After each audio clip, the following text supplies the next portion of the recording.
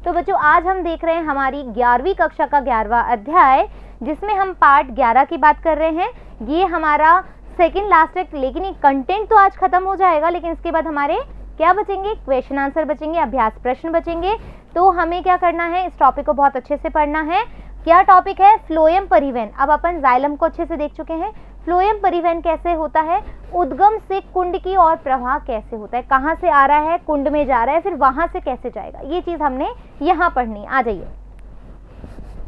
Phloem परिवहन उद्गम से कुंड की ओर प्रवाह। आहार मुख्यतः शर्करा वाहिका उत्तक के फ्लोएम द्वारा उद्गम कुंड की ओर परिवहनित की जाती है। जो हमारे ट्रैकियार्ड्स हैं, जो लेकर के आती हैं, वो कहाँ जाता है, कुंड में जाता है, और कुंड से अलग अलग पार्ट्स में जाता है ना। सामान्यतः स्रोत का पौधा वह हिस्सा माना जाता है जहां आहार संश्लेषित होता है, फूड का निर्माण किया जाता है, सिंथेसिस किया जाता है, जैसे पत्तियां और कुंड। ठीक है, कुंड और पत्तियों में क्या होता है, भोजन का निर्माण होता है, फोटोसिंथेसिस की रिएक्शन होती है लीव्स में, हाँ या ना की। और कुंड के अंदर सारी चीजें प्रेजेंट होती है जो आहार बनाने में फायदा देती है, हेल्प करती है। ये वह भाग है जहां भोजन एकत्रित होता है, जहां डिपॉजिट किया जाता है। लेकिन यह स्रोत और कुंड अपनी भूमिकाएं मौसम एवं जरूरत के अनुसार भी बदल सकते हैं। अपन जैसे अपना पैसा जो है लॉकर में डालते हैं या घर के किसी एक कोने में रखते हैं, ऐसा थोड़ा ना कि रोज लॉकर खोला और मम्मी ने निकाल दी, लॉकर खोला मम्मी ने निकाल दिया। पापा से ले लेकर के जमा करती हैं। जब विपरीत परिस्थितियां आती है तो वो पैसा निकाला जाता है और यूज किया जाता है।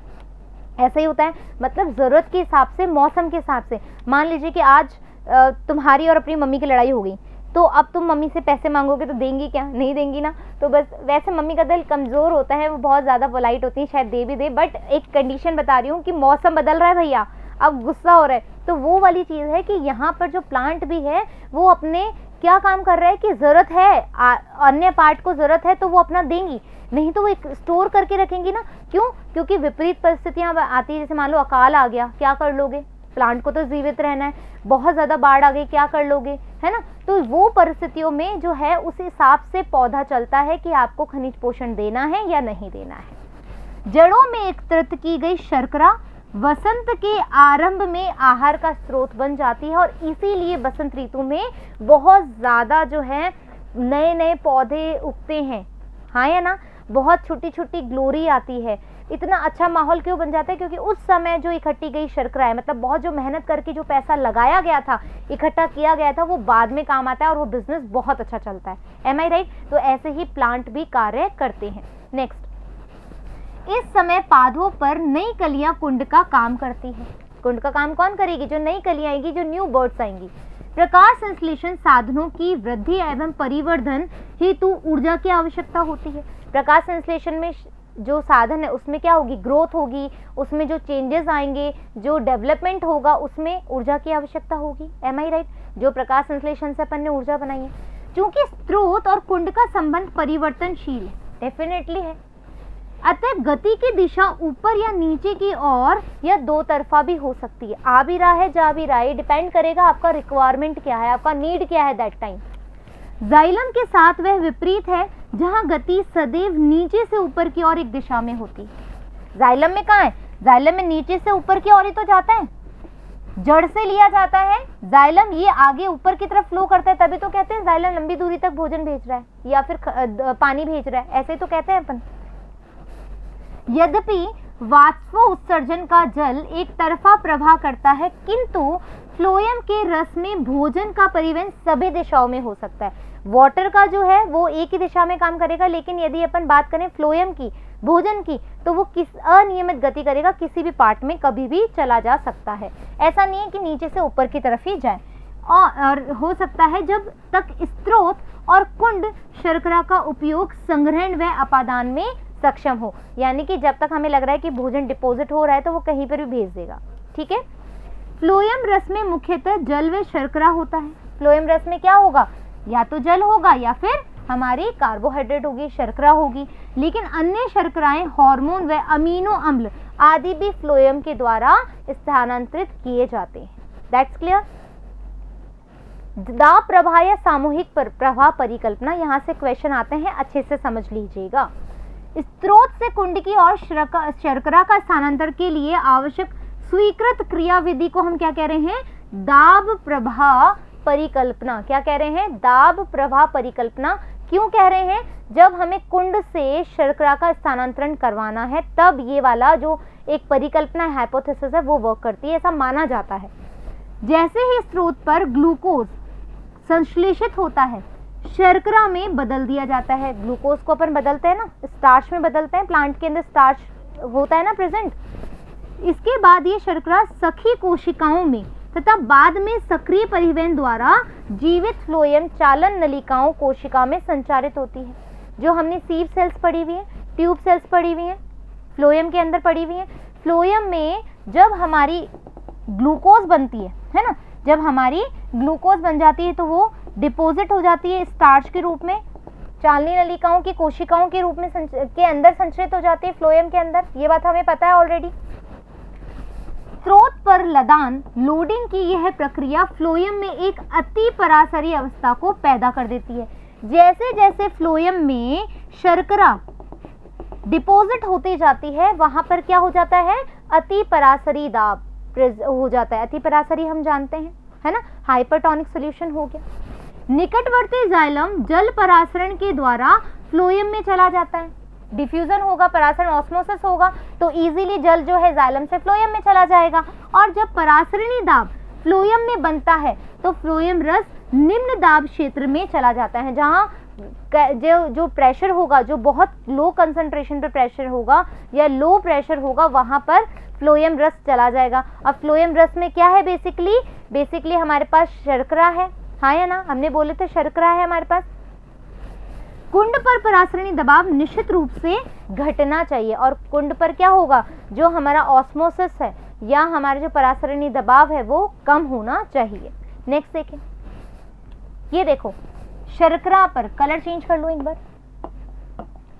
शर्करा पर सीव नलिकाएं जल परासरण द्वारा अनुगमित होती है, ये सीव सेल्स हैं, ठीक है। फिर क्या बोल रहा है, शर्करा पर सीव नलिका में प्रविष्ट होती है, जल परासरण का अनुगमन करता है, यानी कि यहाँ पर टर्जर प्रेशर लगेगा। टर्जर प्रेशर की हमने बात कर ली, स्टोमेटा ओपन हो जाती है।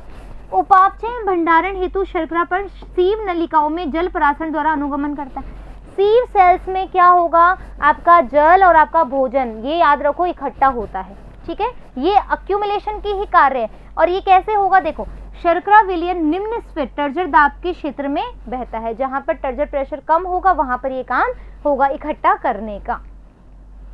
एक बार फिर फ्लोएम रस से शर्करा का बाहर करने, एक बार फिर फ्लोएम रस से शर्करा का बाहर करने तथा उच्च कोशिका तक जहां शर्करा ऊर्जा स्टार्च या सेल्यूलोज में बदलती है ले जाने के लिए सक्रिय परिवहन की आवश्यकता होगी। सीधी सी बात है। अब हमें क्या करना है, लो कॉन्सेंट्रेशन से हायर कॉन्सेंट्रेशन पे हमारी ऊर्जा को पहुंचाना है, हमारी जो स्टार्च है उसको पहुंचाना है। तो कैसे पहुंचाएंगे, हमें ऊर्जा की आवश्यकता होगी, सक्रिय परिवहन करेंगे, डेफिनेटली करेंगे। अब ले जाने के लिए सक्रिय परिवहन की आवश्यकता होती है। जैसे ही शर्कराएं घटती है परासरणी दाब घटता है और जल फ्लोएम से बाहर चला जाता है, ठीक है। क्या हुआ, शर्कराएं घटती जाएंगी और जो परासरणी दाब है वो भी घटेगा, और जब परासरणी दाब घटेगा तो सीधी सी बात है वो फ्लोएम से बाहर निकल जाएगा। सारांश में फ्लोएम शर्कराओं का परिवहन स्रोत से शुरू होता है, जहां शर्कराओं को एक चालनी नलिका, सीव सेल्स बहुत इंपॉर्टेंट है, सक्रिय परिवहन द्वारा लादा जाता है, लोडिंग किया जाता है, किसका, हमारे कार्बोहाइड्रेट का। फ्लोएम की यह लदान एक जल विभव प्रवणता की शुरुआत करता है। सीधी सी बात है ना, जल को निकालना है तो कोई ना कोई पोटेंशियल तो वहां कार्य करेगा, और पोटेंशियल काम करेगा तभी आगे बढ़ेगा। तो सामूहिक प्रवाह को सुगम बनाता है। सामूहिक प्रवाह हमने देख लिया, एक साथ चीजों को ट्रांसपोर्ट कराना। फ्लोएम उत्तक सीव ट्यूब कोशिकाएं चालनी नलिका कोशिका से बना होता है, जो लंबी स्तंभ की रचना करता है, जिससे अंतिम भित्ति में छिद्र होता है, जिन्हें चालनी पट्टिका कहते हैं। सीव सेल्स के बारे में हमने बहुत अच्छे से पढ़ा है, जिसमें छिद्र होते हैं और वो क्या करती हैं, ऐसे ऐसे भोजन को ले जाने का कार्य करती हैं। कोशिका द्रव्य तंतु चालनी पट्टिका के छिद्र में प्रवेशित होता है और सतत तंतु बना देते हैं, फिलामेंटस स्ट्रक्चर में आ जाते हैं। जैसे ही द्रव स्टैटिक दबाव फ्लोएम के चालनी नलिका में बढ़ता है, वहां पर क्या होगा कि भाई हमारे पास जो लिक्विड का फ्लो हो रहा है उसमें एक प्रेशर बढ़ेगा, प्रेशर से तो ऊपर जाता है, जैसे कि तुमने मोटर चलाई है, द्रव का प्रेशर बढ़ा, प्रेशर बढ़ने से ही तो वो थर्ड फ्लोर पे पहुंच पाया था। एम आई राइट? दाब प्रवाह शुरू हो जाता है और द्रव फ्लोएम से चलन करने लगता है, यानी कि गतिमान हो जाता है। इस बीच कुंड पर आने वाले शर्करा को फ्लोएम से सक्रिय रूप से और शर्करा के रूप में बाहर कर दिया जाता है, बाहर निकाल दिया। फ्लोएम में विलय की क्षति से एक उच्च जल विभव पैदा होता है। जैसे जैसे देखो विलय की कमी हुई, यानी कि सॉल्यूट कम हो रहा है ना, ये कम होता जा रहा है, तो सीधी सी बात है पानी का विभव बढ़ेगा, पोटेंशियल बढ़ेगा, ये बात हम कर चुके हैं। तो पानी के अंत में जाइलम के पास आ जाएगा, पानी अंत में कहाँ चला जाएगा? जाइलम के पास आ जाएगा। एक साधारण प्रयोग जिसे गिडलिंग कहा जाता है, ठीक है, क्या कहा जाता है? गिडलिंग कहा जाता है। उसका प्रयोग भोजन के परिवहन में होने वाले ऊतकों को पहचान करने में किया जाता है। जो भोजन का परिवहन है कौन से टिश्यूज से होकर के होता है, वो किसके द्वारा किया जाता है? गिडलिंग एक विधि होती है, उसके द्वारा किया जाता है।